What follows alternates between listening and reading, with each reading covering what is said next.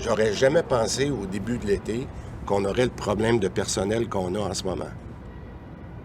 Le Québec fait face à une importante pénurie d'infirmières. Selon François Legault, il en manquerait au moins 4 000 dans le réseau de la santé et la région de Québec n'est pas épargnée.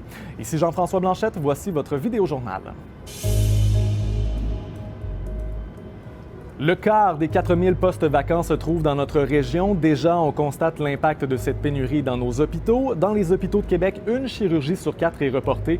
En Chaudière-Appalaches, même son de cloche, seulement 75 % des opérations peuvent être réalisées à l'heure actuelle, et ce, en incluant les cliniques privées. À l'échelle de la province, on remarque que certaines infirmières ont fait le saut vers le privé. Elles sont désormais plus de 2 000 à évoluer dans ce secteur. C'est une augmentation de 20 % par rapport à mars 2020. Selon le professeur à l'Université Laval, Patrick Martin, plusieurs solutions sont envisageables pour accroître l'attractivité de la profession, mais également la rétention dans le réseau public.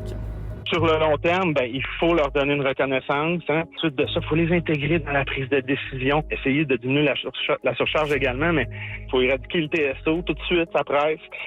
Puis c'est faisable, puis j'invite M. Legault à le faire. Les commissaires des États généraux sur la profession infirmière ont déposé leur rapport ce matin. Selon eux, le problème réside notamment dans l'organisation du travail qui pourrait être revue. Seulement 50 % de l'étendue de la pratique des infirmières qui est faite par les infirmières actuellement. C'est du gaspillage de ressources, tant humaines que financières. Les infirmières, c'est pas de rajouter des choses à ce qu'elles font, c'est de leur permettre de faire ce pourquoi elles ont été formées.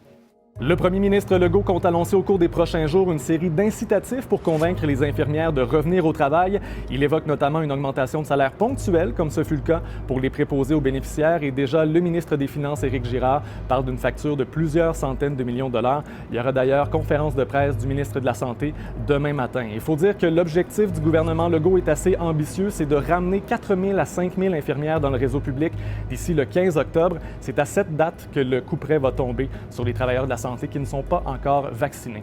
Pour plus d'infos, consultez l'appli de Radio-Canada. Je vous souhaite une excellente journée.